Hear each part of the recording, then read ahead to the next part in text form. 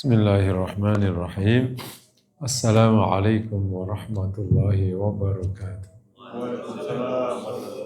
Alhamdulillahi rabbil alamin al-malikil haqqil mubin. Fadiris samawati wal ardin. Asyhadu an la ilaha illallah wahdahu la syarika lah. Wa asyhadu anna Muhammadan abduhu wa rasuluh. Safiyuhu wa khaliluh. Salawatullahi wa salamuhu wa barakatuhu ala hadha an-nabiyil karim imamil anbiya'i wal mursalin nabiyyina wa habibina Muhammad wa ala alihi wa ashabihi wa azwajihi wa dhurriyyatihi wa man tabi'ahum bi ihsanin ila yaumiddin, amma ba'd.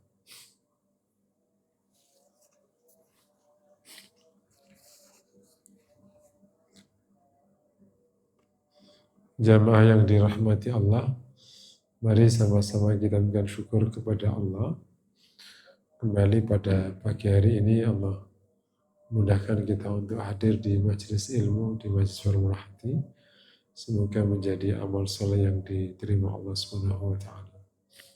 Sebelum materi yang temanya tadi menjaga semangat Ramadan, mari sejenak tadabburi surat Al-Anbiya ayat 27. Yang membawa Al-Quran silakan dibuka. 26. Surat Al-Anbiya yakni surat ke-21 ayat 26. A'udzu billahi minasyaitonir rajim. Bismillahirrahmanirrahim. Wa qalu ittakhadar rahmanu waladan subhanahu bal ibadum mukramun. Wa qalu ittakhadar rahman, mereka dari orang-orang kafir itu mengatakan ittakhadar rahman walada. Allah menjadikan Allah yang Maha Rahman itu mengambil anak, yakni mengambil para malaikat sebagai anak. Subhanah, Maha Suci Allah. Bal ibadum mukramun, padahal ia adalah hamba-hamba yang dimuliakan. La yasbiqunahu bil qaul, mereka para malaikat itu tidak mendahului Allah dengan berbicara, yakni tidak berbicara mendahului Allah. Wa hum bi amrihi ya'malun, mereka mengerjakan perintah Allah. Ya'lamu ma baina aydihim wa ma khalfahum. Allah sini ya.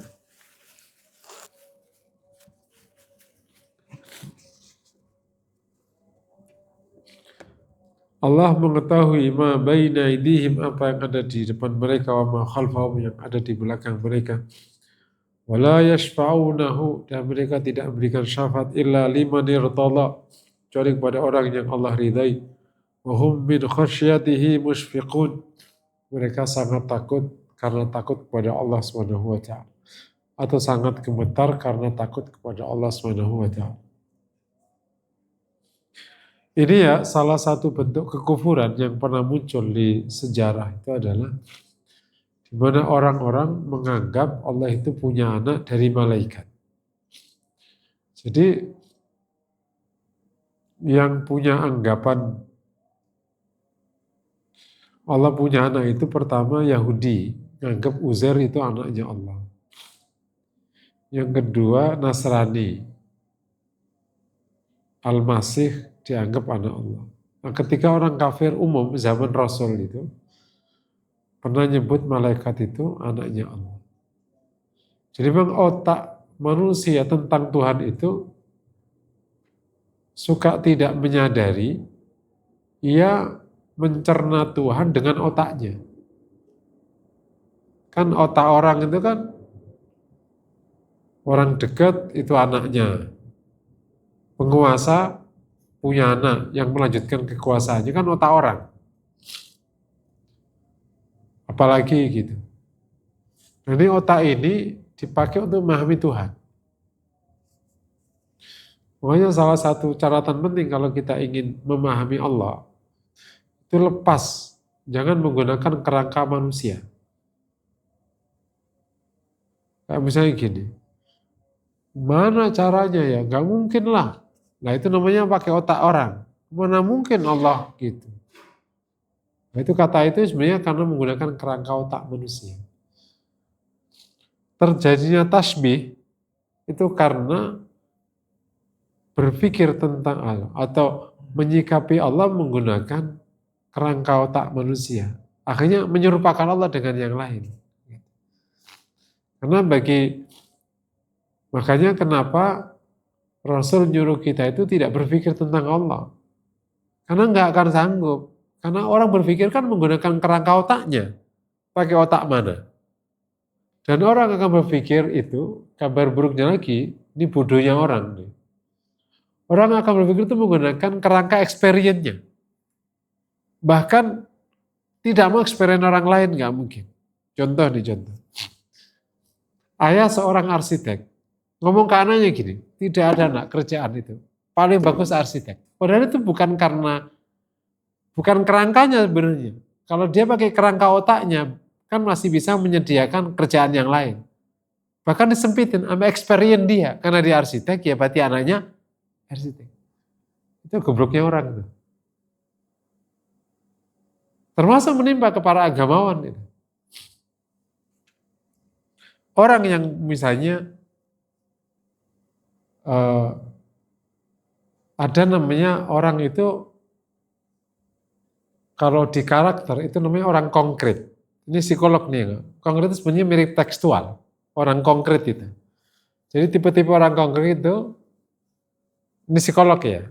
Konkret itu kayak dia tidak mau mengambil keputusan kecuali semua yang jelas. Contoh gini, mau dagang, mau enggak nanti kita akan bikin dagang nanti setahun lah kita udah, oh enggak. Tapi sekarang ada usaha nih jual gorengan, langsung aja itu aja. Itu namanya orang konkret.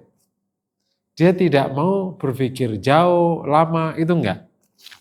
Orang kayak gini nih nanti kalau jadi agama konkret juga. Urusannya pahala, gitu. Ridho Allah nggak nyangkut di otaknya. Gitu. Nanti kalau dia sodako dihitung. Sodako itu berapa? 10 kali. Bisa nggak tuh? Ya 700 kali bisa lah. Nah 700, tapi kalau dosaku masih lah. Itu orang konkret sebenarnya. Itu menimpa. Makanya ada sama dengan orang yang sangat ambisius terhadap materi, tapi dia nggak punya experience apapun. Ya agama eksploitasi. Gitu. Akhirnya sholat aja rajin, nanti banyaklah duitmu. Jadi sebenarnya experience orang itu memang membentuk cara berpikir. Cuman kalau itu dipakai untuk hidup sehari-hari, ya masih mending ya adalah sudahlah itu lupain masing-masing. Tapi kalau dipakai untuk memahami Allah ya jadilah perkara itu. Makanya kalau kita bicara tentang Allah, lepaskan otak kita, gunakan firman Allah.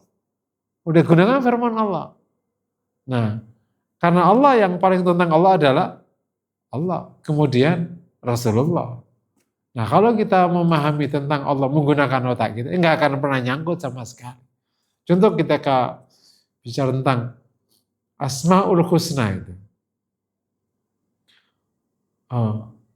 Allah yang maha menguasai, itu kan, tapi maha rahman, maha rahim, tapi syadidul adzab, itu gimana? Kok bisa determinannya itu?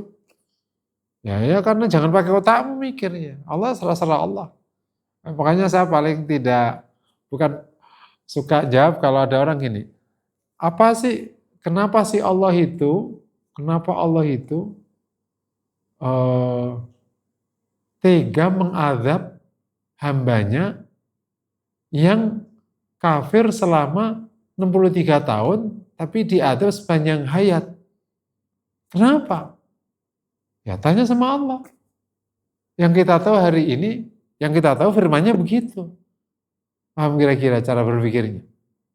Ya jangan pakai otakmu. Sama dengan kenapa sih Allah itu tidak membuat ini langsung cepet-cepet gitu. Kenapa harus bertahap apa? Ya terserah Allah. Itu sama dengan nanti ditanya sama syariat itu.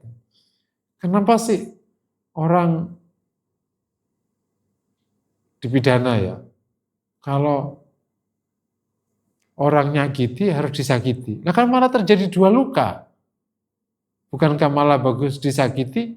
Ya udahlah, kita baik aja, kan cuma satu luka aja. Jawabannya ya terserah Allah lah. Kalau anak-anak muda suka ngomong, kenapa sih pacaran diharamkan? Gitu. Itu kan experience emosi yang juga Tuhan yang kasih. Tuhan yang ngasih, kenapa Tuhan yang larang? Jawabannya apa? Ya terserah Allah lah, gitu. Karena aku suka tanya anak-anak muda itu, yang baru-baru gede itu, kenapa sih pacaran nggak boleh? Bukankah itu Tuhan pula yang menciptakan emosi, Tuhan pula yang membuat kita suka sama makhluknya, dan itu juga makhluk-makhluk dia juga. Gitu. Kenapa kita dilarang? Bikin ribet aja. Ya serah Allah lah. Oh kamu juga nggak modal untuk hidup. Jadi memahami tentang Allah menggunakan kerangka Indonesia itu sudah lama model berpikir ini sebenarnya, sampai nanti kan ada Tuhan perlu kekasih, kan nanti ada disebut malaikat itu menjadi anaknya, malaikat itu menjadi kekasihnya, banyak. Ini pernah kasus ini Allah kemudian tegaskan subhanah bala ibadu mukram. Maha suci Allah, ia adalah hamba-hamba Allah yang dimuliakan. Nah, kalau di Nasrani kan ada Ruhul Kudus, ada Bunda, berarti kan Trinitas itu sama Ruhul Kudus ya, atau sama mamanya. Trinitas itu kan sama Ruhul Kudus, sama malaikat kan? Atau ibunya nggak ikut kan?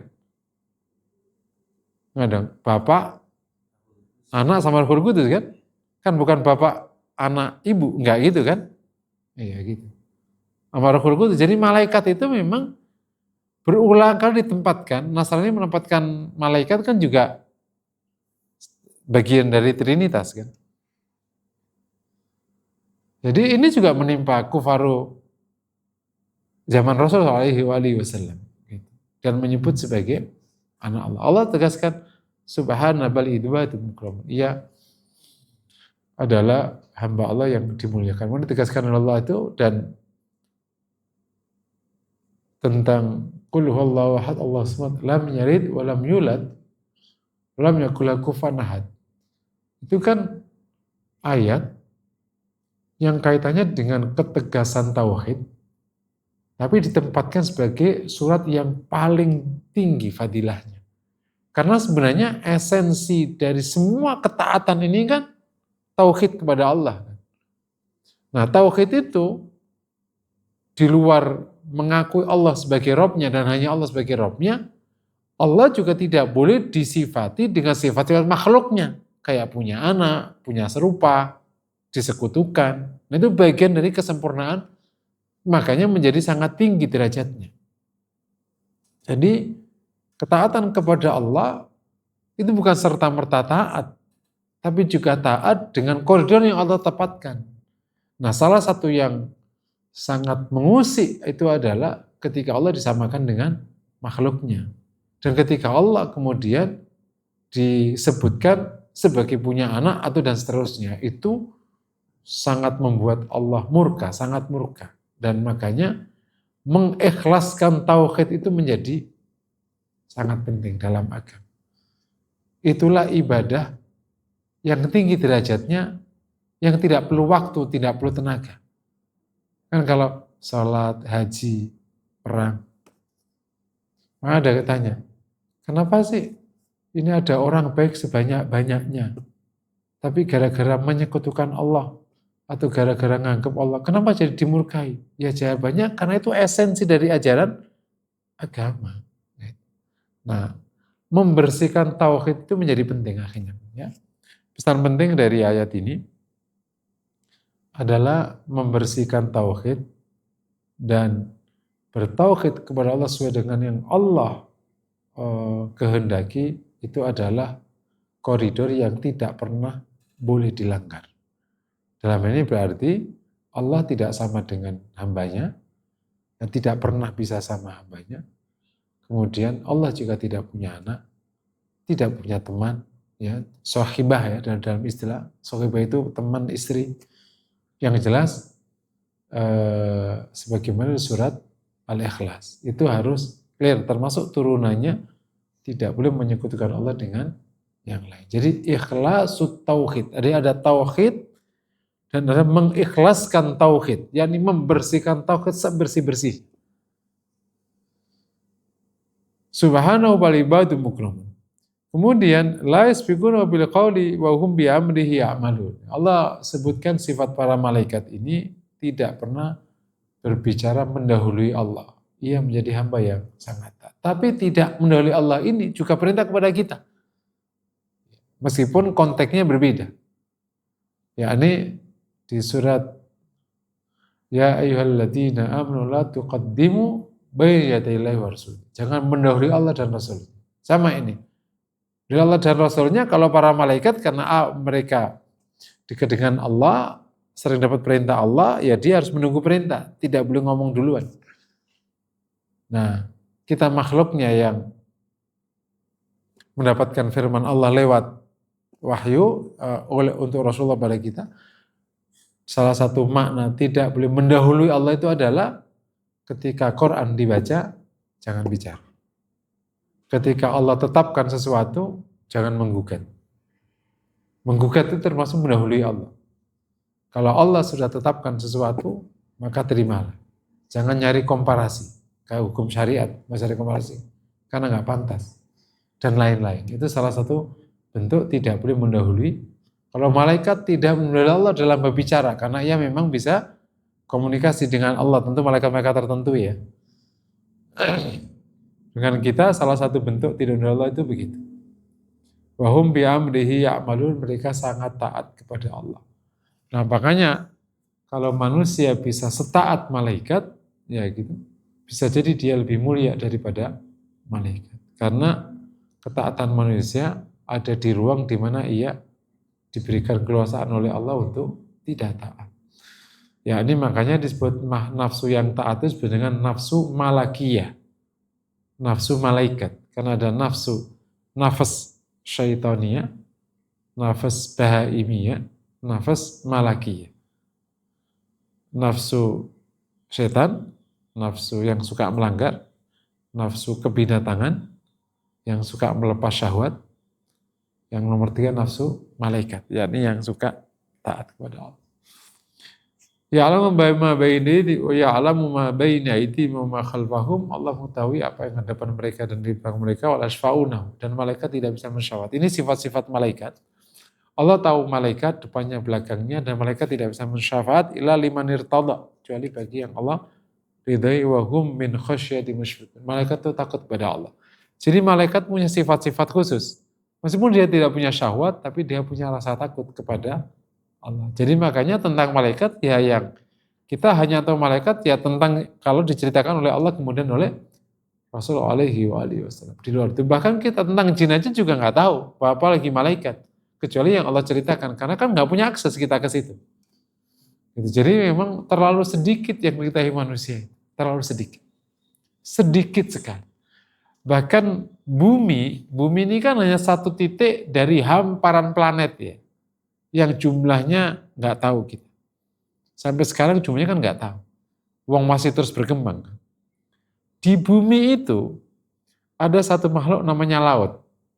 Laut itu kan bagian dari bumi. Yang diketahui manusia tentang laut hanya 26%. 26%. Yang sudah hanya 26%. Jadi sisanya nggak tahu. Jadi banyak yang nggak tahu. Jadi kalau kemudian orang itu angkuh, nggak ada tempatnya orang itu angkuh. Belum tempat lain selain bumi. Kalau tentang hutan, nggak tahu berapa yang diketahui tentang hutan. Belum tentang sinar yang menyentuh kita. Berapa yang kita tahu tentang sinar? Jadi terlalu terlalu naif kalau orang itu angkuh, maka pesan pentingnya udah taat aja sama Allah, udah gitu aja. Nggak usah banyak hal-hal gitu. Udah taat aja sama Allah, jadi hamba yang baik. Ya kalau diperintah jalan, kalau nggak mampu minta maaf, kalau keliru taubat. Ya gitu aja. Dikasih bersyukur, kalau kurang minta. Itu jadi hamba Allah yang normal aja, normal aja. Nggak usah yang ngadi-ngadi. Jadi ngadi-ngadi itu sifatnya orang kafir. Orang mukmin itu taat aja. Mungkin demikian sejenak bersama Al-Quran. Kita akan bahas menjaga semangat Ramadan. Masya Allah, ini memang PR sebagaimana lanjutan dari khutbah kemarin juga ini. Ini PR besar sepanjang sejarah ba'da salaf ya. Kalau salaf itu sahabat, tabi'in, tapi tabi'in kan punya kisah sendiri. Memang salah satu kelebihannya mereka itu, kalau kita boleh iri ya, mereka itu hidup bersama.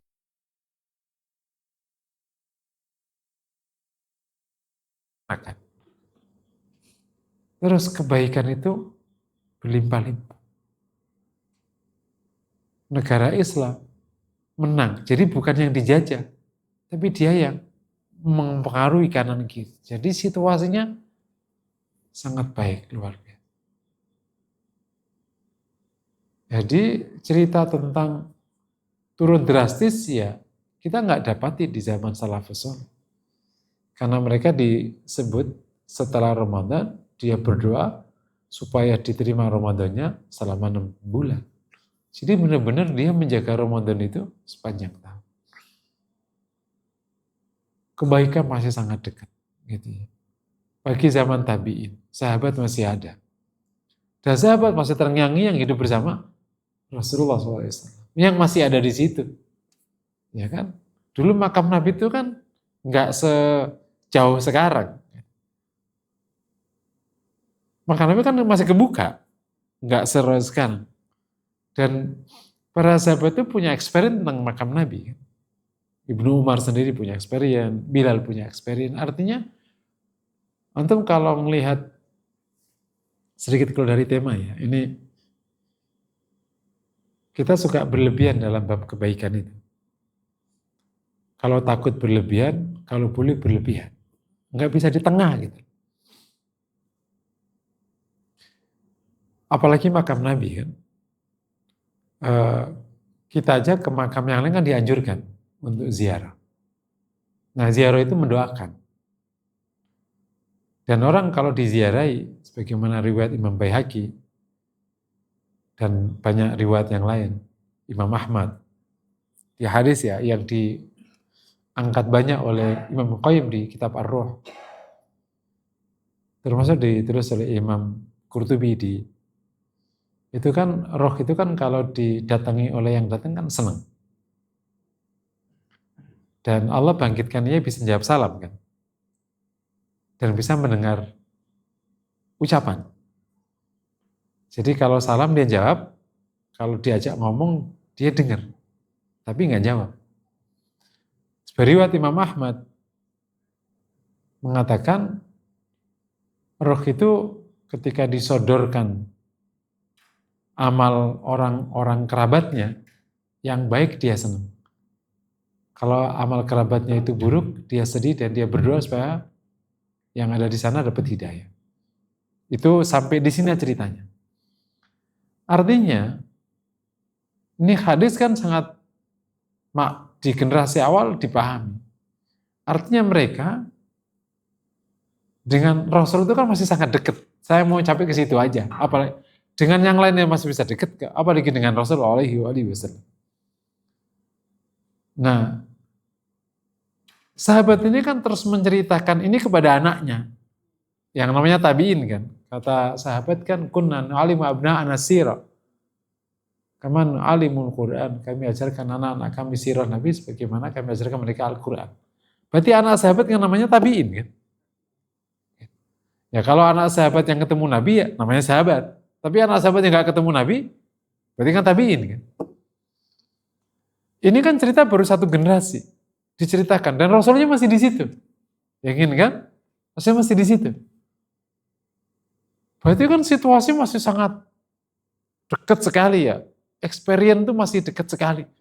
Experience sahabat yang tertekan, yang tertindas, terus kemudian menang, terus tenang, terus hidup sangat baik, terus akhlak mulia bertebar di mana-mana, orang rendah hati bertebar di mana saat dulu ketemu orang congkak kan, terus orang dermawan bertemu di mana-mana, orang baik ketemu di mana-mana, itu kan experience.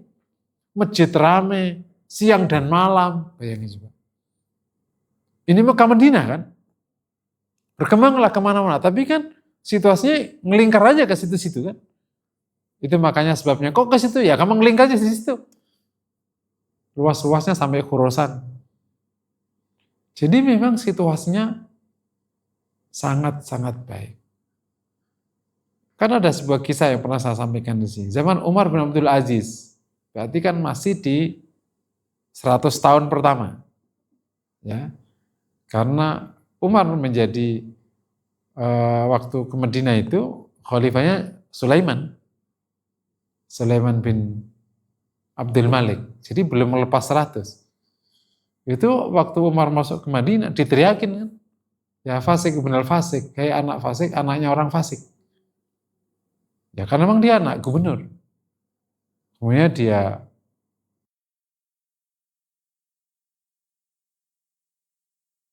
kan perlente Umar itu.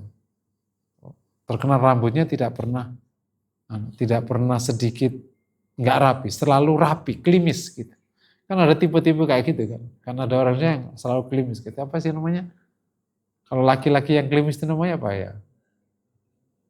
Hah? Ya kayak gitu kan. Dendi-dendi gitu gimana? Kayak gitu. Nah itu akhirnya begitu masuk Madinah dan akhirnya mulai polanya orang ini sederhana dan sampai akhirnya menjadi karakter dia waktu jadi raja.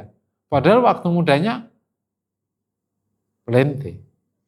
Nah itu kan situasi itu masih sangat kuat. Arus ini tuh masih sangat kuat. Dan nggak usah sampai ke bawah-bawah ke zaman Imam Ahmad kan sudah mulai masuk abad ketiga. Masih kuat kan? Sudah Abbasiyah. Jadi, tapi setelah kemudian dari salaf turun ke khalaf, terus turun. Makanya ketika Anas bin Malik mendapati situasi di zaman Yazid turun, itu masih awal loh ya. Kan itu sudah dianggap turun ya. Kemudian beberapa orang bertanya pada ya Anas, ini gimana kok keadaan begini ini? Kata Anas, aku mendengar Nabi SAW bersabda, "Mamin yaumin illa ba'du syarrun minhu." Tidak ada hari kecuali hari setelahnya lebih buruk daripada hari sebelumnya.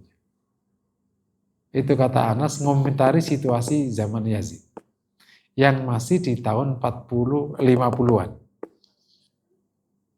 Meskipun kayak gitu, itu masih baik karena masih di kurun salafah. Nah, kalau terus setiap hari kecuali hari setelahnya lebih buruk dari hari sebelumnya, yaitulah yang hari di 15 abad yang kita lalui hari. Makanya dulu para ulama,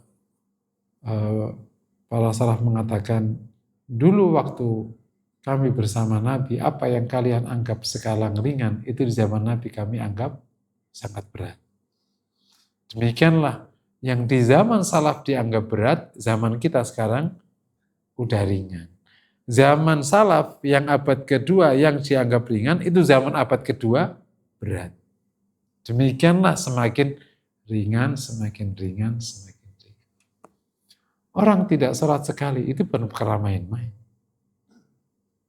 Tapi hari ini orang tidak sholat mungkin kayak beli kacang aja.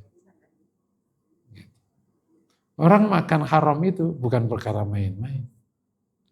Tapi makan haram hari ini, itu mungkin sebuah cara bertahan hidup. Dan lain-lain. Masya Allah. Luar biasa gitu. Mungkin kalau Mungkin antum perlu bergaul lebih luas kali ya supaya tahu kan. Antum pergaulannya luas apa enggak? Atau yang orang soleh-soleh aja. Antum perlu bergaul lebih luas. Gimana orang? Seperti yang disabdakan Nabi akan ada masa di mana orang tidak peduli. Yang dimakan itu halal apa haram. Itu nyata di depan mata. Kalau Anda masuk dunia bisnis, pasti akan tahu itu. Dunia masjid mungkin nggak tahu. Tapi kalau dunia bisnis, orang nggak peduli halal atau haram. Bahkan terkadang ustadznya didesak, bisa nggak sih dihalalin gitu. Jadi, nah dari background ini, kita ingin tempatkan tema kita itu di background ini. Menjaga semangat Ramadan, saat memang situasinya, ma min yaumin illa wa ba'dahu syarrum minhu. Tidaklah ada hari kecuali hari setelahnya lebih buruk daripada hari sebelum. Oleh karena itu, pertama yang perlu kita panjatkan itu adalah rasa syukur kita kepada Allah. Ketika Allah juga berikan kesadaran kita bahas tema ini. Itu sudah satu kebajikan. Dan kemudian kita juga bersama-sama bahas tema ini. Itu juga satu kebaikan. Karena berarti sudah ada kesadaran. Makanya saya itu berharap Jumatan itu diurus baik. Karena tidak ada pengajian yang lebih banyak pendatangnya melebihi pengajian Jumatan. Jumatan itu luar biasa. Saya lagi usul di masjid saya. Lagi usul, tiba-tiba kemarin aku punya pikir, Jumatan itu kan rata-rata khotib kan 54 kali, 54 khotib kan. Jumatan kan 54 kali kan. Aku malah berpikir masjid itu khotibnya 4 orang aja. Supaya materinya runut. Bikin aja pengajian. Jumat ini materi tauhid, besok materi fikih, gitu aja. Karena tidak ada pengajian lebih baik daripada pengajian Jumatan. Setuju nggak? Jadi ustadznya biar sekalian itu. Jumat pertama, kalau di masjid saya di kampung, itu Jumatan itu kan nggak kayak di kota. Kota kan ngundang dari mana-mana ya. Jumatan kan kiai kampungan. Itu memang dia pakai rebo pon kliwon kawan itu. Kan kiainya nggak bisa 4, kiainya kan ada 5. Jadi menggunakan misalnya Jumat Pon, Jumat Kliwon, Jumat apa gitu, dia begitu. Ya kalau kita yang paling gampang Jumat pertama, kedua, ketiga, keempat. Jadi nanti itu kayak pengajian dibikin runut kayak gitu. Nanti tahun ini temanya apa, tahun ini. Karena rata-rata Jumatan itu semua datang dan rata-rata dia mendengarkan. Karena kan diancam, kalau ngantuk, kalau apa, kalau ngomong, maka batal. Lah kan, nah kesempatan dikunci aja, ngomong dia. Terus dia kan nggak bisa keluar dari Jumatan kan. Kalau pengajian bisa keluar gitu. Setuju nggak kira-kira? Saya kok ngerasa bagusnya Jumatan dibikin kayak konsep pengajian aja. Artinya materinya jangan hanya materi yang sifatnya mau idoh, terus global, terus berulang-ulang kan. Antara satu khotbah sama khotbah Jumatan sering berulang karena nggak ada temanya kan. Bisa aja tabrakan tema satu sama tema yang lain. Dan apalagi memang nah cepatnya yang penting sah gitu kan. Nah itu agak-agak niat juga bikin Jumatan. Padahal tidak ada pengajian melebihi pengajian Jumat. Gitu. Yang penting jangan sampai 1 jam aja. Kabur. Tapi 20 menit masih oke. Kalau setengah jam nggak tahu. Kalau saya sih, aku pernah khotbah Jumat hampir 1 jam. Nggak apa-apa di masjid saya sendiri waktu saya ketua DKM, salah. Saya ketua DKM. Tak pentokin hampir jam 1 kurang seperempat. Biarin aja, bumbung. Gitu. So kalau mau keluar aja. Sekali diomongin, kalau mau keluar aja. Aku mau khotbah sampai selama-lamanya. Berani keluar? Nggak berani keluar lah. Tapi tentu temanya harus memukau. Bukan karena dia tidak ingin keluar, memang dia ingin stay. Memang khotib-khotibnya harus keren-keren. Stay. Di public speaking itu kan ada satu mantra yang terkenal. Tidak ada yang salah dengan pendengar. Yang salah itu pembicara. Jadi Anda boleh bicara 3 jam, nggak apa-apa. Dan itu bukan berarti mereka terpaksa dengar. Dia bisa kok buat mereka akan stay. Karena itu mantra itu harus dimiliki sama seorang pembicara. Kalau enggak ya jangan. Kalau masih menyalahkan peserta berarti bukan pembicara. Memang harus kayak gitu. Kembali ya, jadi kita pertama bersyukur kepada Allah bab ini. Yang kedua juga bersyukur kepada Allah. Kemudian Allah hadirkan kita di pengajian ini untuk membahas bab ini. Dengan cara itu semoga juga amal yang lain masih ketahan. Ini uniknya kebaikan. Kebaikan itu ngelingker di sekitarnya. Jadi yang sadar itu yang baik, dan yang sadar itu yang ngerjakan kebaikan, itu yang angkat temanya. Dan ini yang jadi kebaikan itu kayak musik. Dia akan dilingkari oleh yang suka dan dijauhi sama yang tidak suka. Supaya orang ganti selera musik, itu kemana caranya? Nah, itulah yang harus jadi PR kita.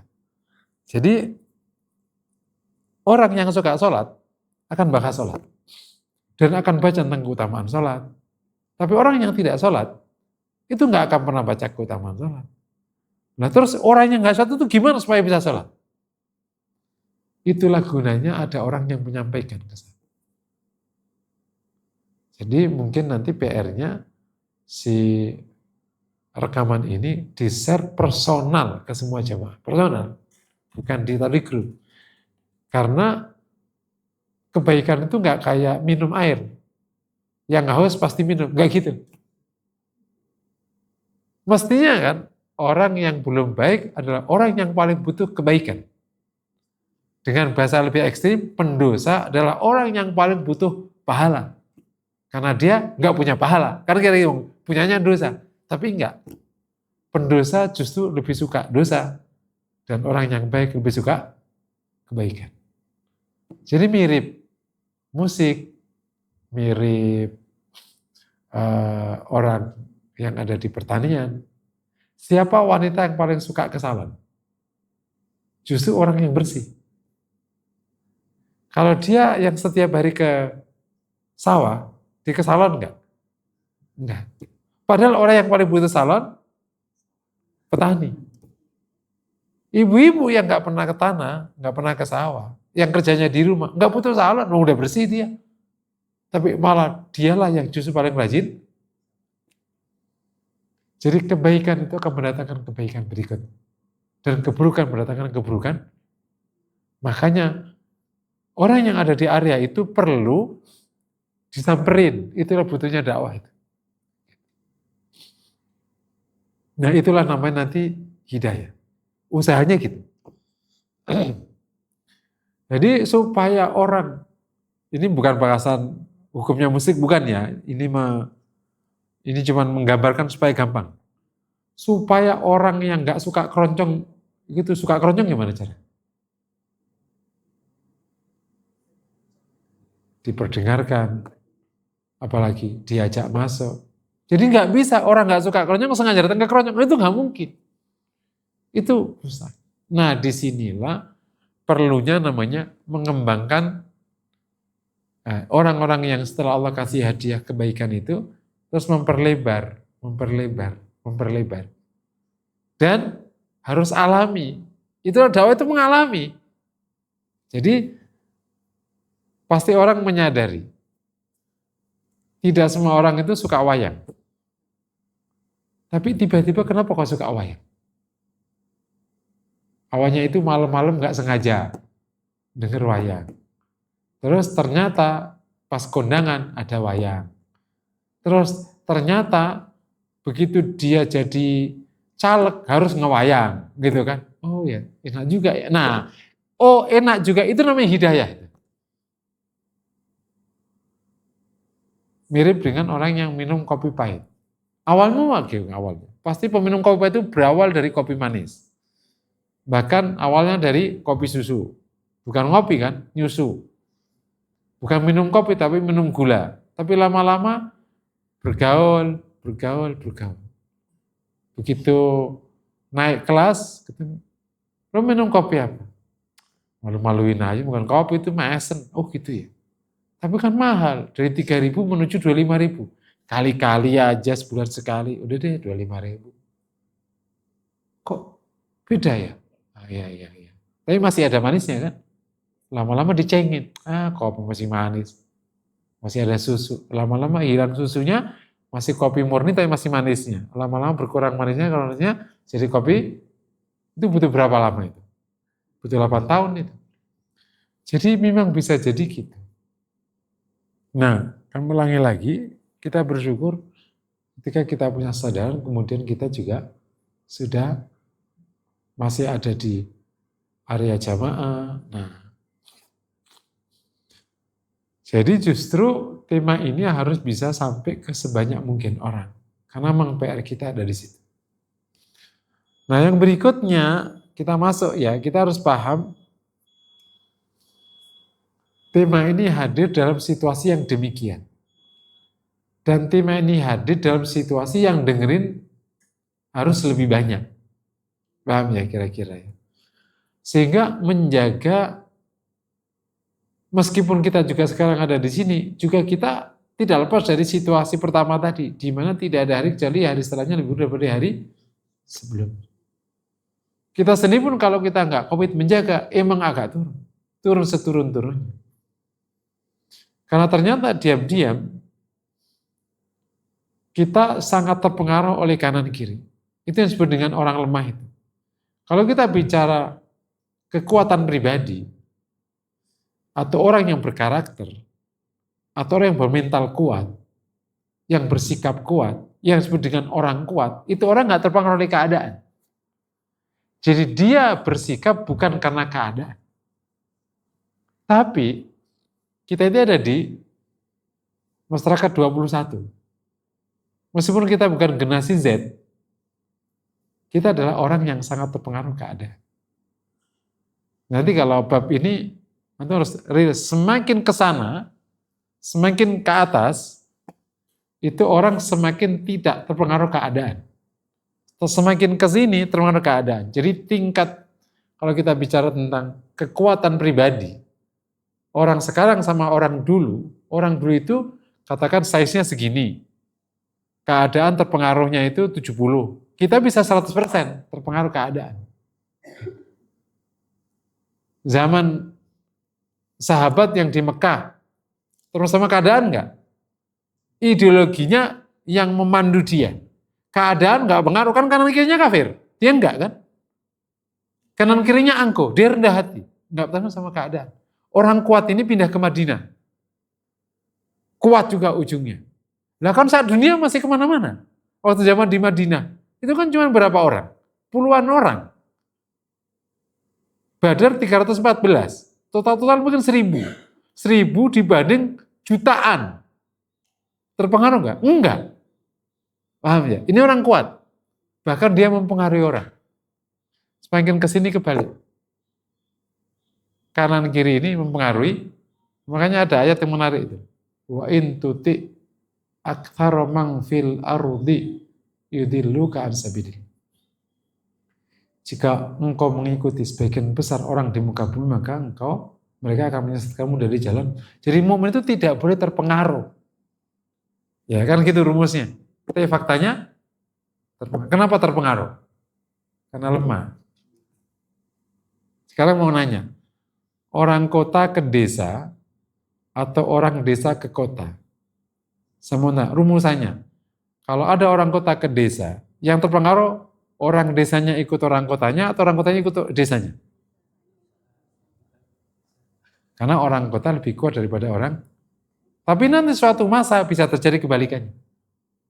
Orang kotanya yang akan terpengaruh oleh desanya. Kalau desanya kuat. Pernah terjadi? Pernah. Ketika orang nanti krisis pangan dan desa itu sumber makanan, maka orang desa mempengaruhi orang kota. Itu terjadi waktu Saudi masih miskin. Orang Indonesia itu berpengaruh di Saudi karena dia bawa makanan dari sini. Karena orang Indonesia kalau haji membawa ketela, membawa sagu, membawa apa, dan dia ke sana membawa makanan. Sejajar orang haji-haji yang tahun 50-an, 40-an. Gitu. Saat itu orang seneng banget nawarin mantu ke orang-orang haji. Karena ada sumber makanan di negeri ini. Karena mereka nggak punya makanan. Nah sekarang kebalik. Jadi maksud saya, kita bahas Ramadan saat Muslim, kita sendiri juga orang yang sangat lemah. Sangat terpengaruh kanan kiri. Itu yang menjelaskan kenapa kalau Ramadan itu baik, begitu Ramadan enggak. Karena kita orang lemah. Bukan orang yang kuat yang nggak terpengaruh oleh keadaan. Gitu. Jadi kalau kita mau buat ekstrim, kita menyembah Ramadan. Gitu. Antum baca buku yang saya sebut gitu. Masyarakat abad 21 itu, masyarakat yang sangat terpengaruh oleh perkataan orang. Sangat terpengaruh. Meskipun orang memang terpengaruh oleh keadaan, tapi semakin kesini pengaruhnya itu semakin besar pengaruhnya. Dan itu nyata. Kita menentukan fakultas itu kata orang atau kata siapa? Kenapa anak SMA selalu minta IPA? Kenapa nggak mau sosial? Katakan ada 100 anak SMA itu. Yang minta IPA itu bisa 80%. Yang sosial 20%. Padahal yang minta IPA itu nanti mau ngambil ekonomi. Udah tahu dia mau ekonomi. Tapi nggak mau sosial. Kenapa coba? Karena kata orang sosial itu nggak pinter.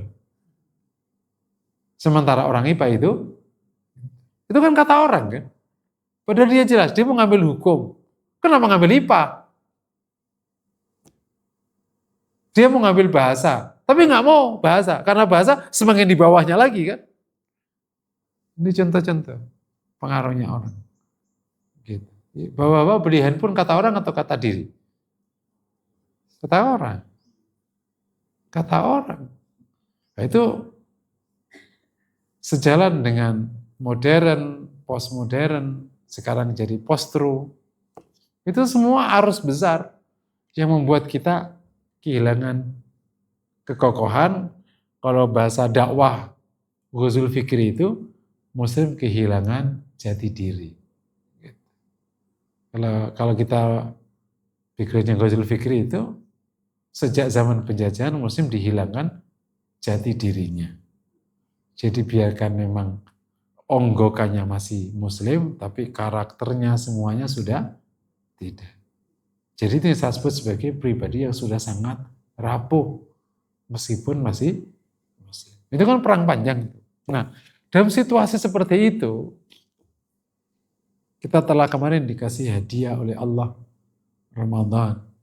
Dan sedikit banyak, kalau kita di datanya, kita telah punya mengalami kemajuan signifikan secara zahir ya.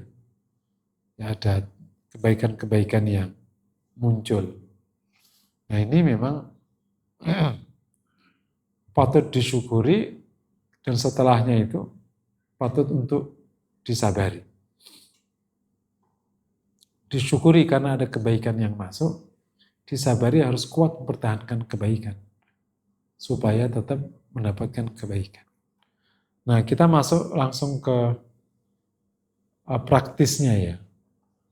Menjaga semangat Ramadan, ya saya tadi kasih background situasinya, gitu ya, posisi kita sendiri yang lemah, terus dan lain-lain. Saya tidak ingin tema ini tema absurd yang kemudian tidak gampang dijalankan, karena faktanya beginilah hari-hari. Kan kita Ramadan ini sudah, kalau umur kita 50 ya berarti sudah 50 kali. Umurnya 60 berarti 60 kali, ya sejak kecil kan memang sudah di Ramadan dan lain-lain. Yang pertama adalah ngecek niat. Gitu. Justru saya kok curiganya itu dari situ. Drastis turun itu bukan karena keadaan sebenarnya, dari tidak kuatnya niat. Jadi jangan-jangan pada waktu kebaikan arus besar waktu Ramadan itu, itu bukan kebaikan atas sebuah komitmen pribadi atau niat sungguh-sungguh, tapi datang karena arus. Nah tadi kan. Jadi kita ini ke waktu kemarin Ramadan itu, bukan kita bergerak, tapi kita terdorong. Mesin kita masih mati sebenarnya. Karena apa tadi? Kita kan ada di masa yang sudah ujung. Terus saya sebutkan tadi background situasi kita yang keadaan itu berpengaruh besar. Keadaan terpengaruh besar. Dan macam-macam. Jadi coba dicek niatnya. Niat, makanya kan di Ramadan itu kan hadis niat itu kan ditekankan betul kan ya. Man shoma ramadhana imanan wahtisaban. Man qoma ramadhana imanan wahtisaban. Jadi pertama kali ngecek niat. Kalau niatnya sudah bagus berarti memastikan niatnya benar. Termasuk yang sekarang itu. Gitu. Kalau ternyata memang ada kesalahan di sana, dapat menjelaskan kenapa langsung runtuh. Ibarat mesin itu memang belum hidup sebenarnya. Cuman kemarin kedorong oleh banyak mobil yang jalan. Nah mobil yang jalan ini juga nggak tahu kenapa tiba-tiba mobil pada jalan. Bisa jadi mobil jalan itu karena turunan. Karena mobil turun, arus turun, ya umumnya jalan semua akhirnya. Tapi ternyata sekarang udah nggak turun. Kenapa? Fadilah Rahman itu udah berhenti. Itu kan Allah bantu di Ramadan, Allah bukakan pintu surga, tutup neraka, setan dibelenggu. Setannya sekarang udah nggak dibelenggu. Jadi ibarat kemarin itu yang nahan dilepas. Akhirnya kita arus. Tapi bukan mesin dihidupin. Tapi itu mesin masih benar mati. Karena penahannya dihilangkan oleh Allah Ta'ala, maka ngarus. Coba dicek niat. Jadi perlunya niat lillahi subhanahu wa ta'ala. Makanya pernah saya khutbah Jumat kemarin, kemarin saya sudah sampaikan. Man ya'budu Ramadan fa inna Ramadana qad madat. Yang menyembah Ramadan, Ramadan sudah pergi. Jadi karena siapa engkau taat? Kalau masih menyembah Allah, ya Allah masih hidup dan tidak pernah mati. Jadi kalau Ramadan menyembah Allah, ya sekarang sama aja kan? Lain kalau menyembah Ramadan. Yang kedua, coba dicek dasarnya. Kemarin Ramadan itu dasarnya harus imanan. Jadi motifnya, dasarnya. Atas dasar apa kau bergerak baik itu? Dan atas motif apa? Kalau beriman, ya sekarang kita beriman. Nah, makanya kalau motif sama dasarnya itu memang tidak kuat, maka itu dapat menjelaskan kenapa langsung rapuh. Saat diri kita memang rapuh, ternyata kita memang baik karena keadaan. Karena ikut arus. Ikut arus saja, arus baik. Dan kita bersyukur arusnya masih baik. Arus buruk, ya bisa aja arus buruk. Gitu. Ya faktanya kan akhirnya arus baik itu cuma seminggu. Atau 10 hari kan. Begitu masuk, justru yang saat kenceng-kencengnya Ramadan terakhir udah nggak kuat. Karena udah masuk ke arus baru, namanya arus mudik kan. Namanya arus mudik. Yang di Jakarta juga ikut mudik, arus. Dan itu berpuluh-puluh tahun kita. Dan sampai, kalau arus mudik sampai di sana, itu situasinya bukan lagi situasi Ramadan, situasi menjemput Lebaran. Dan Lebaran itu arusnya adalah belanja. Akhirnya memang 10 tahun terakhir itu belanja. Jadi udah memang. Sama khutbah Idul Fitri itu kan di lapangan besar di sana. Saya menyampaikan begini waktu Idul Fitri malam. Sejak kapan ketika kita Lebaran itu justru bergeser, yang awal konsepnya bahagia karena kita bisa taat kepada Allah. Bahkan secara syariat itu bahagia karena perang menang Badar, kan di perang Badar itu. Antum cek itu.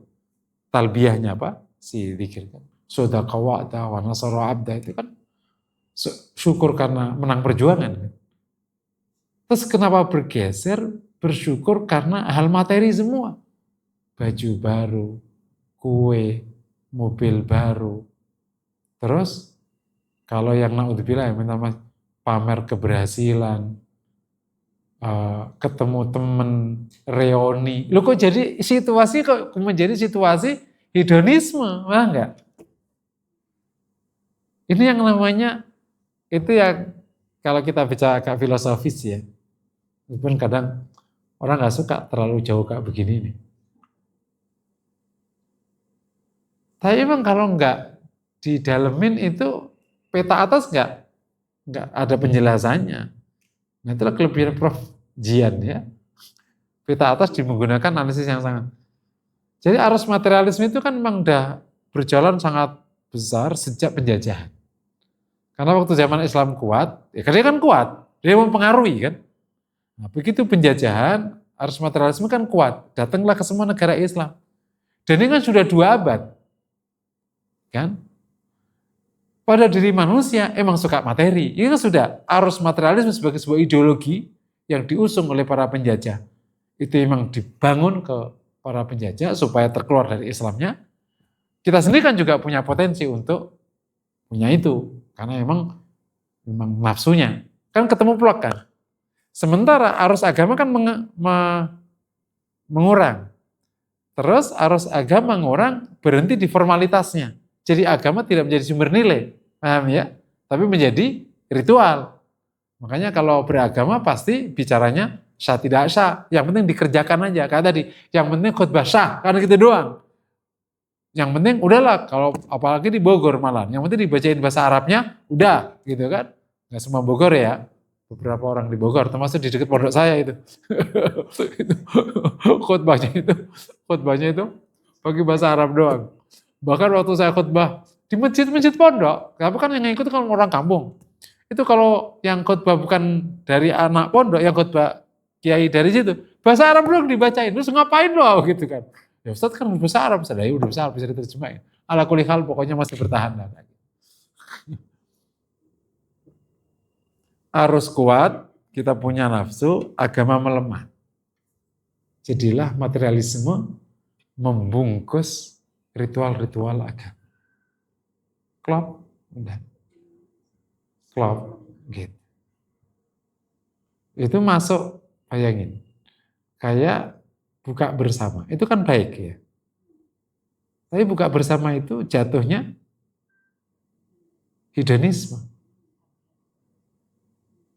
Kan sebenarnya kan basic buka bersama itu kan, kalau kita bicara substansi, itu kan ngasih makan, ngasih bukaan orang.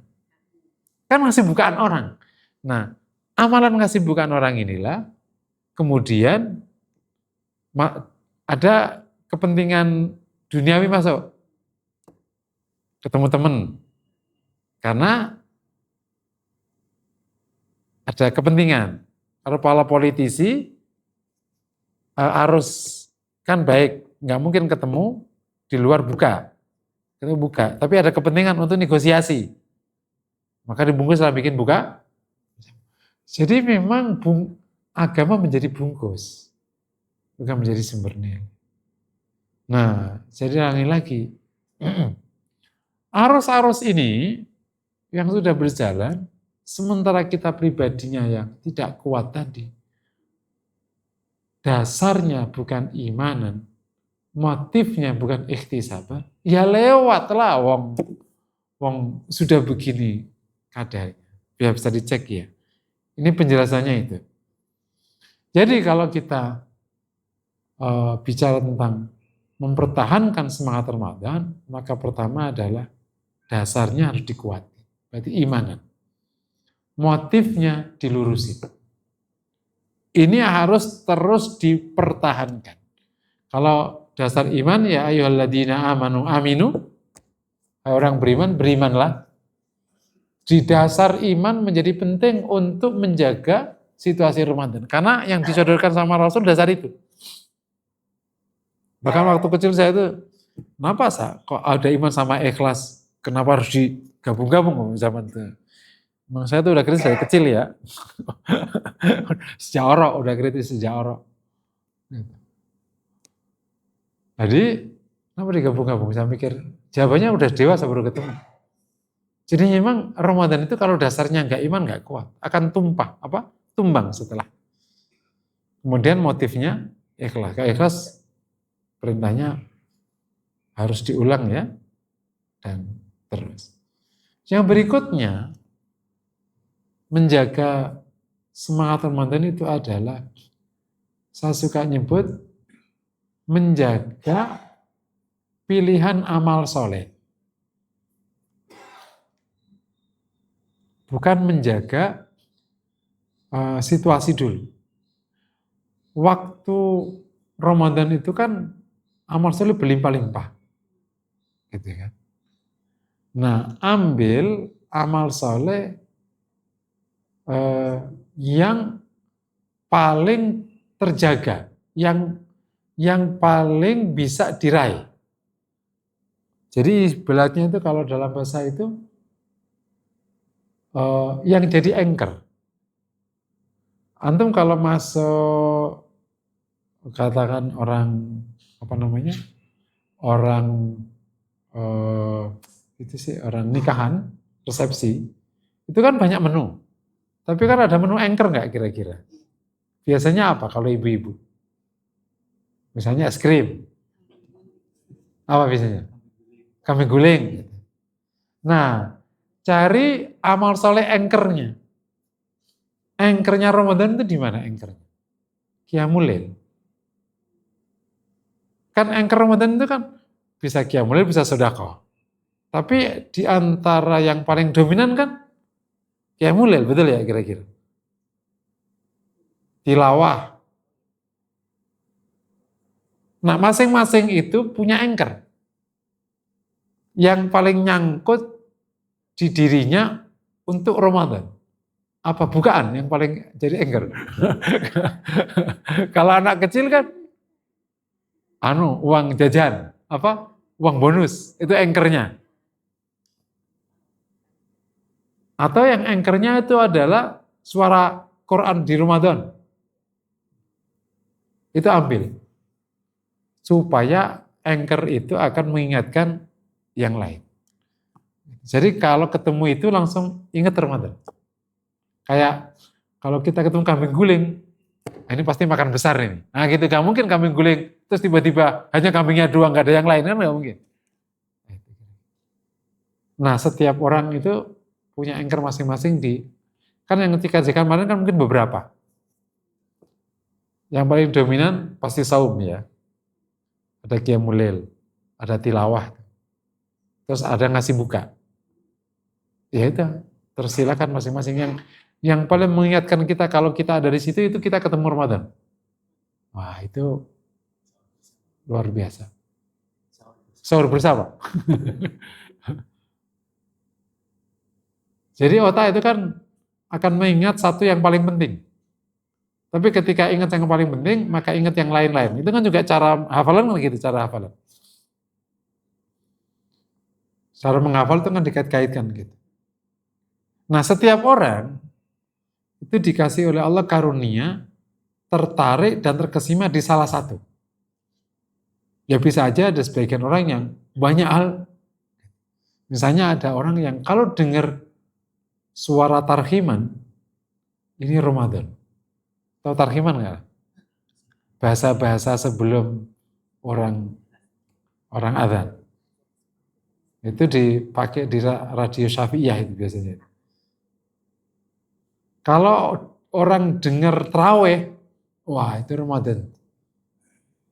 Itu makanya saya suka menyebut, supaya mempertahankan Qiyamul Lail pada Ramadan, kita nggak usah ideal, udah Qiyamul Lail aja kayak Ramadan. Yani apa itu? Ya baca isya langsung tarawih aja. Gitu. Jadi jamaah ini di masjid, kalau baca isya langsung ngambil masing-masing, nggak usah jamaah. Itu kan berarti udah Qiyamul Lail kan? Ya kalau nggak bisa 11 ya ngambil 5 misalnya. 5 kan 2 rakaat langsung witir. Terus nanti ngambil 7. Lama-lama kan udah biasa lama-lama. Nah, itu situasinya udah jadi anchor tuh.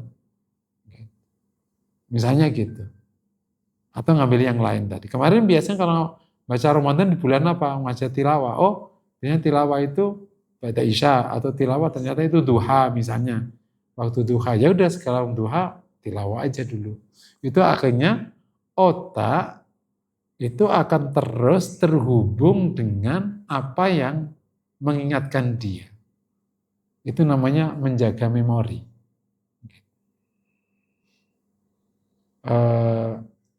Termasuk yang buruk. Jadi otak itu bisa dirawat untuk ingat yang buruk, ingat yang baik. Jadi orang yang trauma itu ternyata ada trauma bukan karena memang dia asli trauma, emang oleh orangnya dijaga. Itu namanya merawat trauma. Jadi psikologi itu bisa dimanipulasi ternyata. Orang merawat trauma itu karena dia biasanya ingin menjadikan trauma sebagai cover ketidakmampuan. Gitu. Misalnya kan, naudzubillah semoga tidak terjadi. Trauma pisah keluarga, gagal keluarga. Nah itu udah berulang kali, udah kamu kawin aja lagi. Enggak, aku masih trauma. Kawin lagi, enggak. Itu bisa jadi dia dirawat traumanya itu. Bukan karena trauma.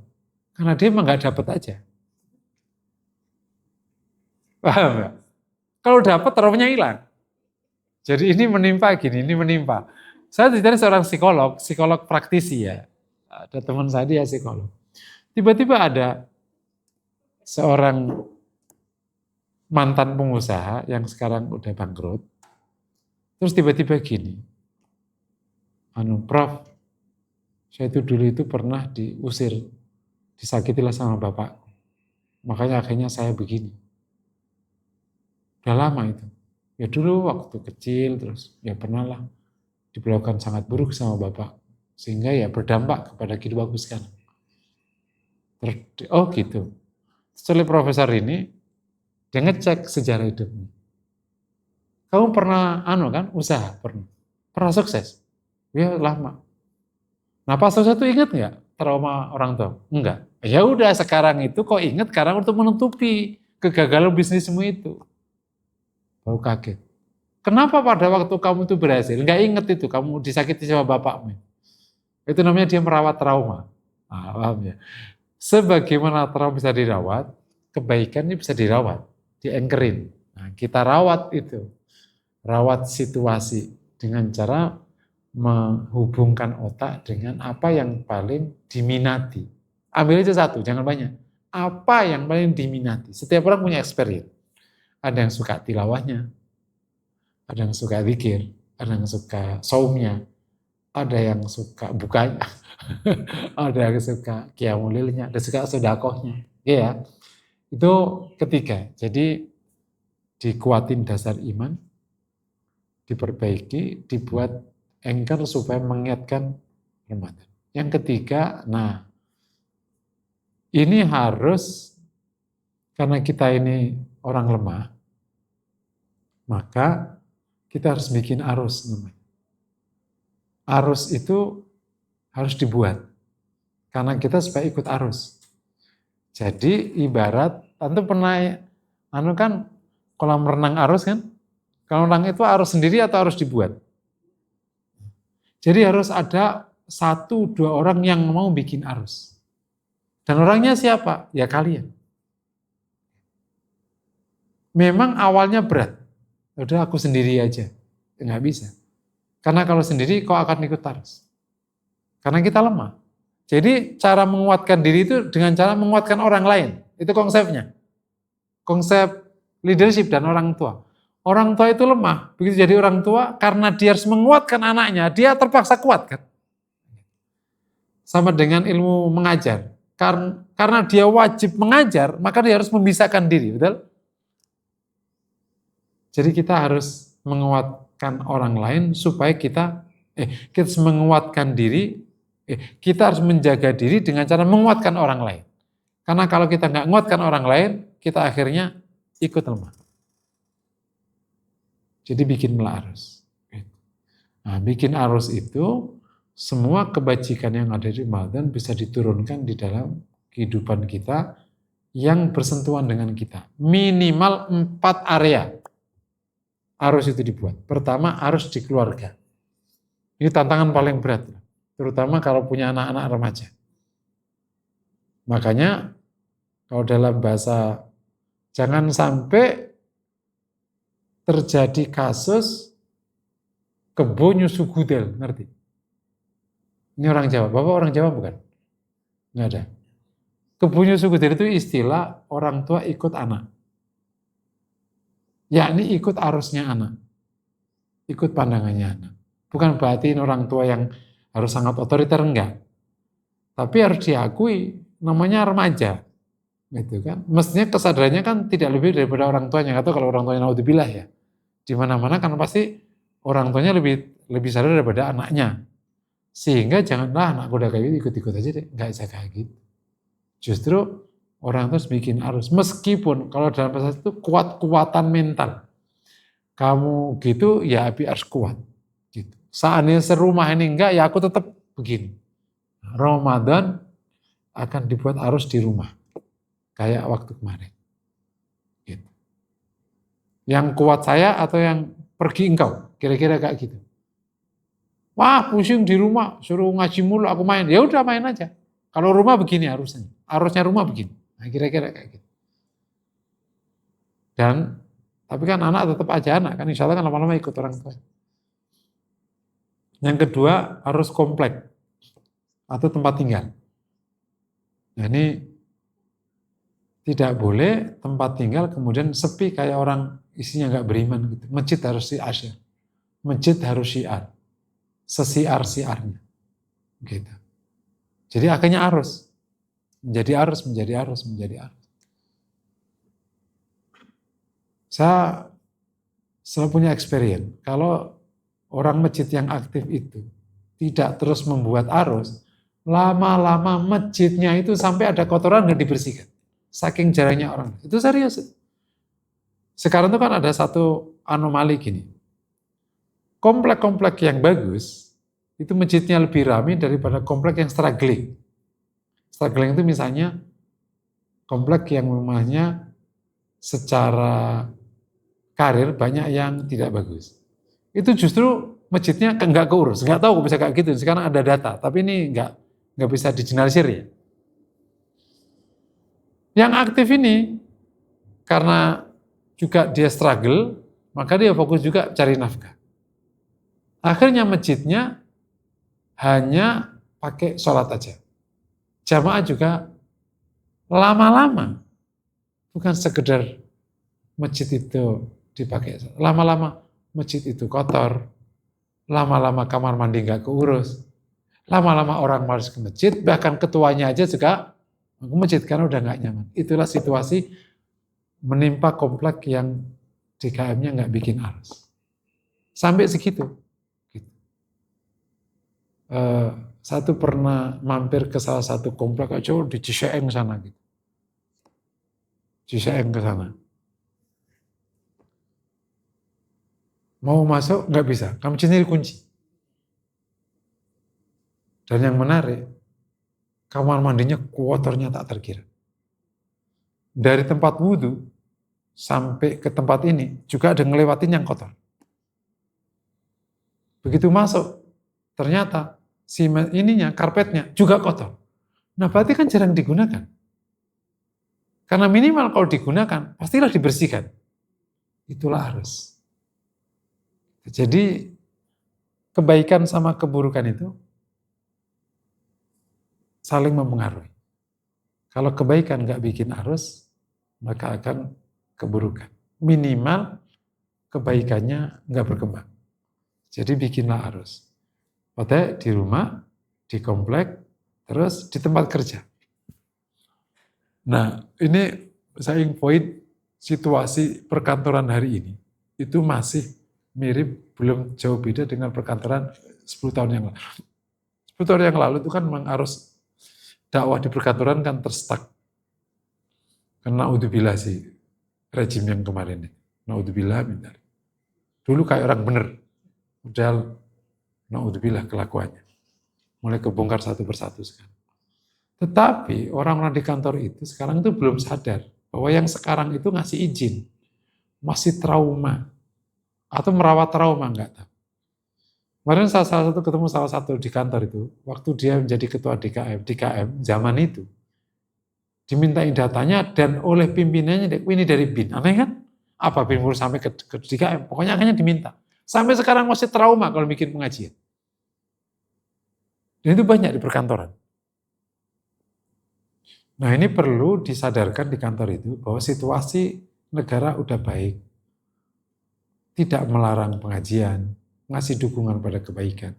Tentu ya harus bijaksana ya. Jangan sampai pengajian tapi kayak oposisi ya kan nggak ada urusannya. Ya kalau ngasih masukan kan bisa lewat jalan yang baik. Gitu. Toh terbuka. Artinya situasinya udah kondusif. Karena beda-beda kebijakan. Nah itu mulailah kalau teman-teman yang di kantor mulailah arus baru. Dulu dakwah pernah sangat masif di perkantoran hampir 30-an tahun. Sejak tahun 2000 sampai 2000-an sampai 20 tahun ya, 90-an mulai arus besar, luar biasa berkembang pesat. Kemudian terjadi masalah 2014 kemarin itu terjadi. Nah kantor itu berpengaruh karena hampir separuh hidup orang itu di kantor. Dan kalau kantornya buruk, itu juga berpengaruh ke kompleknya. Karena ternyata biasanya orang yang kantornya baik, ke sini juga ikut baik biasanya. Gitu. Di kantor baik, kantor aktif, ke komplek juga ikut. Dan sebaliknya juga. Demikianlah. Buatlah arus. Jangan hanya dijadikan sumber nafkah. Tapi juga menjadi sumber kebaikan.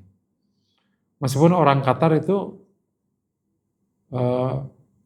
atau perusahaan-perusahaan Arab di Indonesia itu agak janggal, agak merasa kaget. Kenapa di kantor itu ada pengajian? Bukankah pengajian itu di masjid gitu? Nah iya beda budaya. Kalau di Arab, orang pulang kantor itu sore.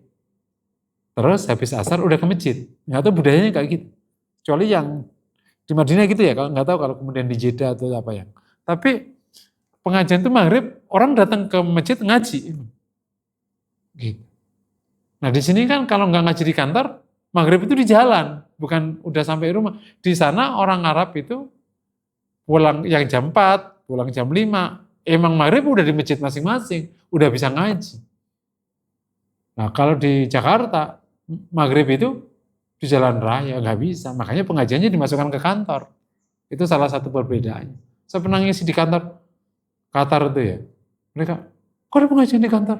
Akhirnya diterangin, oh gitu ceritanya, baru sadar. Yang terakhir adalah komunitas media sosial. Jadi nggak usah ikut yang enggak. Khusus orang Indonesia, ini menarik. Kejujurannya itu di media sosialnya. Ininya itu acting. Kalau orang Amerika, di media sosial itu actingnya. Hari-harinya ini yang real. Kita enggak. Kita ini hari-hari ini acting. Terlalu banyak gaya. Aslinya media sosial. Jadi beda perilaku. Jadi kejujuran orang Indonesia itu di media sosial. Jadi makanya kalau nanti antum tiba-tiba ada Pak Haji, terus tiba-tiba salah kirim gambar-gambar buruk ke grup. Itu karena aslinya itu aslinya. Kan duka kayak gitu kan. Woi salah kirim lah ketahuan aslinya, ngerti kan? Jadi media sosial itu justru aslinya orang Indonesia. Jadi maksud saya, pastikan kita bikin arus di media sosial. Kalau kau ikut grup, kalau memang itu bisa dijadiin arus, ya silakan. Gitu. Atau ya di media, karena ini perang media sosial sampai sekarang masih berlangsung dan belum selesai. Dan posisi konten baik itu belum sampai 20%. Masih jauh dengan konten buruk. Masih belum berimbang. Nah, jadi kalau kejujurannya itu di media sosial, berarti konten buruk lebih jujur. Aslinya itu yang. Nah ini yang menyebabkan kenapa Ba'da Ramadan ambruk. Karena asli arus jujurnya itu yang buruk ternyata. Agak balik. Jadi orang Indonesia itu, saya ulangi lagi, jujurnya itu di media sosial. Nah, kalau media sosialnya kontennya buruk, berarti arus jujurnya itu arus jujur yang buruk. Jadi ini harus ada situasi yang sementara kita lemah, kalau nggak bikin arus, jadi kembali ya, dasar iman diperbarui terus, dasar motif, bikin anchor, bikin arus. Nomor 4, gitu. Dekati sumber-sumber kebaikan. Kalau kita memang terasa lemah, boro-boro bikin arus, ya, boro-boro bikin arus, dekati aja sumber kebaikan. Jadi aku suka ngajarin, ngaji aja meskipun ngantuk, nggak apa-apa. Gitu. Datang aja ke masjid meskipun untuk tidur. Iya, nggak apa-apa. Jadi kalau lagi pusing, datang ke masjid meskipun untuk tidur. Karena sumber kebaikan itu, meskipun belum berbuat baik, itu sudah punya pengaruh. Kan kita orang lemah, kan terpengaruh sama keadaan kan. Dekati sumber kebaikan. Misalnya gini, untuk mau ngopi, cari ngopi yang di samping masjid. Ikut sholat nggak? Sholat pasti. Gitu. Kalau ngopinya ke tempat nggak ada musolanya, lepas sholatmu. Dan seterusnya. Cari mall yang masjidnya bagus. Itu contoh-contoh gitu. Jadi dekati sumber-sumber kebaikan. Ya kebaikan itu bisa masjid, bisa orang, bisa komunitas, bisa majelis taklim. Dekati aja. Meskipun kita enggak. Masih ingat kan saya pernah ceritain ada orang preman itu taubat gara-gara ada di depan pondok sepanjang 3 bulan. Padahal belum diperintah salat. Taubatnya setelah 3 bulan. Karena setiap hari dia dengar adzan, dengar orang ke masjid, lama-lama dia berubah seleranya. Gitu. Ya, itikaf itu kan sebenarnya kan nongkrong di masjid kan. Gitu. Makanya kita kadang nggak usah tinggi-tinggi, nggak usah ideal-ideal. Itikaf itu sebenarnya kan datang ke masjid, duduk, itu namanya itikaf. Kalau zikir itu namanya itikaf dan zikir. Kalau duduknya itu namanya itikaf. Nggak ngapa-ngapainnya itu itikaf itu. Kalau ngapa-ngapain berarti ada tambahan ibadah namanya. Kalau ngaji berarti tambahan ibadah. Duduk ke masjid tidur, itu itikaf namanya. Itikaf kok tidur? Ya, itu namanya itikaf. Gitu. Kalau zikir itu namanya zikir dan itikaf namanya. Nggak ideal, tapi itu lebih baik. Pasti kalau di kampung itu ada orang yang suka nongkrong di masjid kan, ngobrol di masjid kan suka di gibahin sama orang. Tapi yang suka ngobrol di masjid itu minimal sholat 5 waktunya kejaga. Iya kan? Minimal. Kan ada anak muda yang suka tidur di masjid. Subuhnya kejaga nggak? Kejaga. Pasti disiram sama tukang merbot, suruh sholat. Bahwa habis sholat tidur lagi, beda lagi urusannya. Emang nggak ideal. Tapi yang pokok-pokok kejaga. Jadi dekati sumber kebaikan. Jadi ngapa-ngapain itu nggak usah nihilis gitu. Kalau nggak 100 mendingan nggak usah kayak gitu, nggak apa-apa dapat nilai 1 daripada 0. Gitu. Kebaikan itu kayak gitu konsepnya, nggak apa-apa, nggak dapat 100 tapi dapat 10 lumayan, dapat 1 lumayan. Sekarang ngajinya ngantuk nggak apa-apa daripada nggak ngaji. Emang kayak gitu kebaikan. Nanti dari ngantuk lama-lama melek seperempat, lama-lama melek separuh. Belum paham? Belum. Lama-lama melek, lama-lama paham, lama-lama jalan. Dan seterusnya. Saya temuin data, orang-orang yang sekarang jadi rajin ke masjid itu, ternyata dulu sering diajak bapaknya ke masjid waktu kecil diajak main. Jadi waktu kecil diajak aja ke masjid, bukan untuk sholat, untuk main. Itu membuat dia suka ke masjid. Jadi mendekati sumber kebaikan itu menarik kebaikan. Nah, jadi justru saat situasi kayak gini ya ke masjid aja atau ke pengajian aja. Meskipun nggak ngapa-ngapain juga nggak apa-apa. Makanya nanti sampaikan ke jamaah nih kan pada langsung pulang, ngapain? Nongkrong kan? Ya udah nongkrong aja itu, nggak apa-apa. Asal jangan ngobrol aja. Nggak usah dengerin juga nggak apa-apa. Tidur nggak apa-apa. Boleh. Yang penting duduk aja di sini dulu. Lama-lama, oh denger ya, nah, itu kan pas lagi miring dari kanan ke kiri kedengeran, lumayan. Terakhir banyak berdoa kepada Allah SWT, minta hidayah, minta istiqomah, minta ditolong, inna ala dzikrika, semua itu diminta pada Allah. Minta diperbaiki agamanya. Semua doa-doa yang sudah sering kita panjatkan yang menyempurnakan agama kita ini mau terus dipanjatkan. Mungkin demikian menjaga semangat Ramadan dalam situasi yang tadi, ya semoga tetap Allah jaga kita semua. Assalamualaikum warahmatullahi wabarakatuh.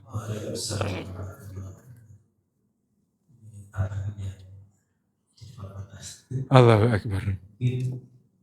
Memang kalau bawa itu ya kita Surabaya seminggu sekali. Hah? Surabaya seminggu sekali. Seminggu sekali. 10. Kalau terakhir Surabaya tuh ramai itu. Soft. Kita seminggu sekali itu 2 sekali. Boleh ya, dibuatin kan? 2 sekali. Benar. Bisa. Mungkin kita umumkan juga kalau puasa yang lebih kita daftarkan gitu, daftar. Boleh. Dimulai dari yang gampang-gampang. Betul. Bisa kayak gitu. Bisa. Baik, ada yang ingin ditanyakan Bapak, Ibu? Silakan, mungkin.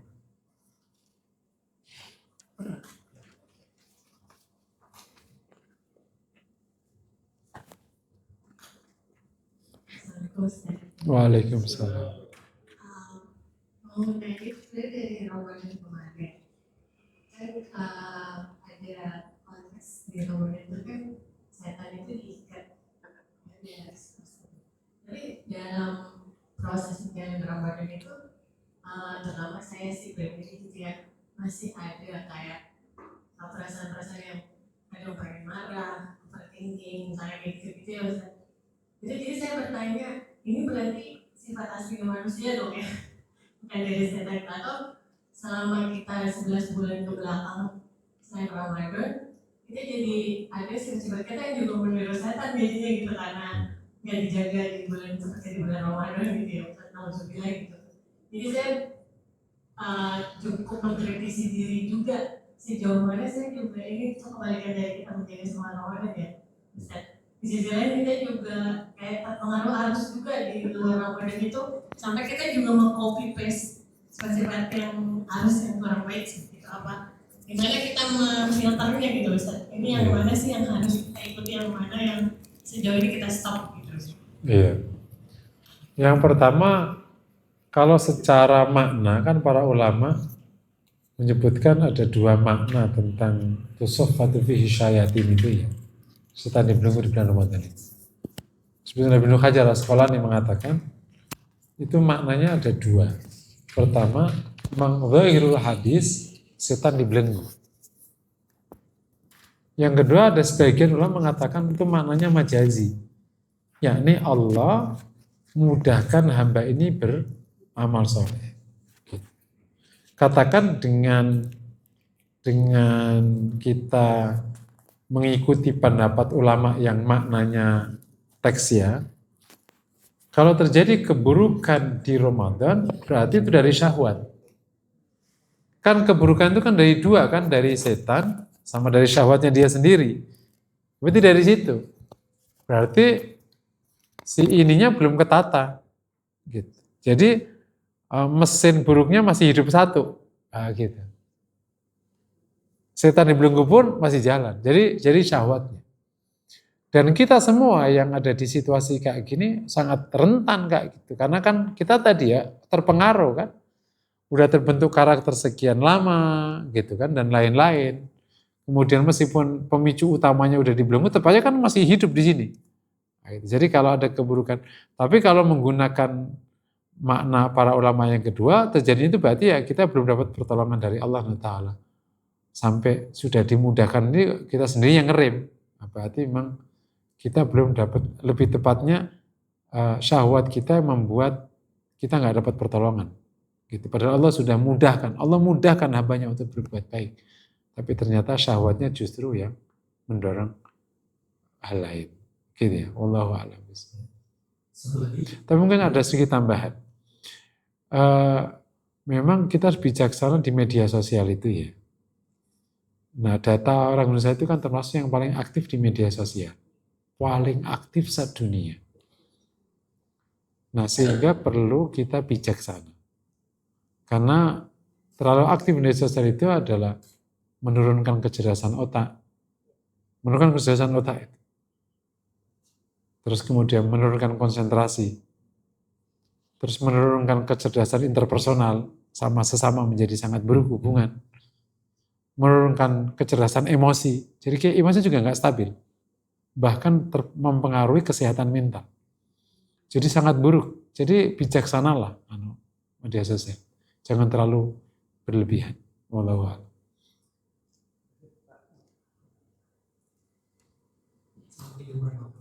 Waalaikumsalam. Saya tadi juga mendengar bahwa ini adalah suatu kebaikannya kalau kita terus banyak mengundang, maksudnya keluarga, terutama juga dari anak-anak. Ustaz juga setelah terdapat penelitian bahwa yang anak-anak yang diajak-ajak ke masjid itu walaupun main-main juga itu nantinya akan terpengaruh terhadap Kristen kebaikan ini kan. Kalau konsepnya masjid ramah anak gitu ya, maksudnya ini kan yang kita antara dari zaman dulu ini ada perdebatan terkait masjid mesti ibadah jadi anak-anak itu merasa mengganggu atau yang ada yang terganggu ibadahnya. Ini menurut Ustaz gimana mengkreat ini supaya kita menjadi masjid anak-anak ataupun dari pribadian kita sendiri terhadap anak-anak ini seperti apa gitu konsepnya? Iya. Ya memang itu menarik tuh. Masjid ramah anak perlu dipopulerkan ya. Masjid ramah anak.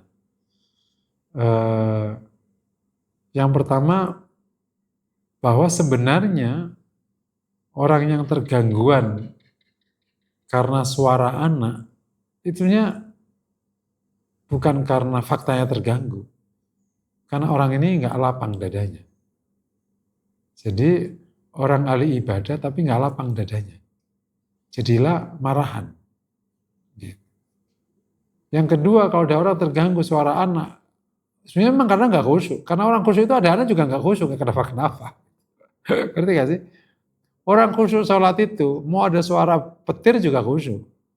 Jadi kalau ada anak lari-lari atau anak bersuara terus dia merasa terganggu, berarti memang sebenarnya jamaahnya ini memang sudah punya masalah karakter. Jadi yang dididik harus orang tuanya itu dulu. Gitu. Bahkan kalau ada jamaah, sebelahnya berisik aja dia terganggu. Memang ini tergangguan, memang sempit dadanya. Jadi yang pertama, perlu pendewasaan ahli masjid tentang makna masjid dan makna ketenangan ibadah. Jadi masih banyak yang mengatakan khusyuk itu maknanya senyap. Khusyuk itu senyap. Bukan. Khusyuk itu cinta.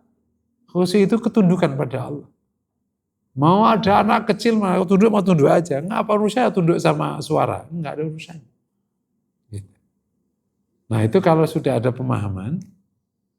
Nah, kemudian yang kedua, perlu mengajak anak dan mengajari anak ke masjid. Tentang etika di masjid. Jadi sama-sama yang orang tuanya diturunkan, yang anaknya dinaikkan. Jadi ketemu. Tapi kalau sama-sama bengal, ya kacau itu. Yang anaknya bengal, yang orang tuanya sakitan hati, ya udah, jadilah menjadi kunci itu. Perlu anak-anak di masjid dan dididik, ada etika masjid. Mendidik masjid harus anak masjid. Nah proses menuju etika ini ya harus melewati proses kita harus menerima dia semua tingkah polanya. Ya kalau dia di ke masjid langsung bagus dan didiknya kapan? Ya kesini main dulu, gagal 100 kali baru berhasil ke 101. Bahwa dia baru beretika, nggak apa-apa. Experience para masjid yang kayak gitu berhasil. Kalau anak diajak masjid diterima mainnya, Dek, pas main nih, adzan masih main. Boleh nggak mainnya setelah sholat? Boleh nggak? Yang dapat hadiah, mau. Anak kecil kan gampang diajak. Anak-anaknya itu kan nurut. Yang bengal kan orang tuanya sebenarnya. Anak kecil mah nurut gitu. Tapi jangan main, nggak bisa. Dek, mainnya boleh nggak nanti setelah begitu habis sholat terus kita berzikir, ini semua jadi lapangan bola, boleh. Setuju nggak? Setuju. Mau? Yang berikutnya nomor 3, udah bagus di mana-mana. Ini secara teknik. Masjid itu ada ruang tengah, ada ruang luar. Ada ruang, kalau itu ruang bawah, ruang atas. Yang anak-anak di luar ibadah taruh di bawah, udah bener. Dan kalau di bawah, yang nggak usah terganggu udah di bawah. Kalau di masjid kan masjid besar, masjid kecil. Yang anak-anak di masjid kecil, main masjid kecil. Mau main karate, main larian, main peta umpet ya di situ semua. Boleh. Gitu. Nah, kalau masjid di Jawa kan ruangan tengah sama ruang luar. Ya udah yang luar yang dipakai main. Boleh nggak anak main? Boleh. Yang nggak boleh cuma maksiat doang sama dagang. Boleh nggak anak kecil main karate? Boleh. Boleh nggak anak kecil main peta umpet di masjid? Boleh. Boleh nggak main itu yang apa gitu, yang kejar-kejaran itu apa sih namanya? Nah itu boleh. Apa aja boleh, yang penting nggak maksiat. Nah, jadi jangan, supaya tadi kalau secara teknis sudah yang masjid tengah sudah bagus, yang bawahnya masih bisa. Nah ini perlu disosialisasikan ke masyarakat, ke yang tua disosialisasikan, yang anak juga disosialisasikan, jangan sampai nanti juga udah dikasih ruang tapi tetap aja bengal. Nah, akhirnya nanti pada marah orang tuanya, karena berlebihan. Allah Alam. Maka Bapak Ibu, mari sama-sama kita akhiri dengan berdoa semoga Allah kabulkan ya. Bismillahirrahmanirrahim. Alhamdulillahirrahmanirrahim. Hamdan syakirin. Salli wa sallim ala Muhammad wa alihi wa sahbihi ajma'in. Allahumma ighfir lana wa tub alaina innaka tawwabur rahim. Ighfir lana wa li walidina warhamhum rabbana sighara. Ya hayy ya qayyum la ilaha illa anta ilaika nastaghith asrifna shunana kulla wa la takilna ila anfusina tarfata ain. Allahumma saddidna tuyuna wa sur awratina wa sahilana amrana waqti khawaijana ya qawiyyu ya aziz ya hayy ya qayyum ya wahhab ya razzaq ya karim. Allahumma rabbana atina fid dunya hasanah wa fil akhirati hasanah wa qina adzabannar. Sallallahu wa sallam ala Muhammad wa ala alihi wa sahbihi wa sallam. Walhamdulillahi rabbil alamin.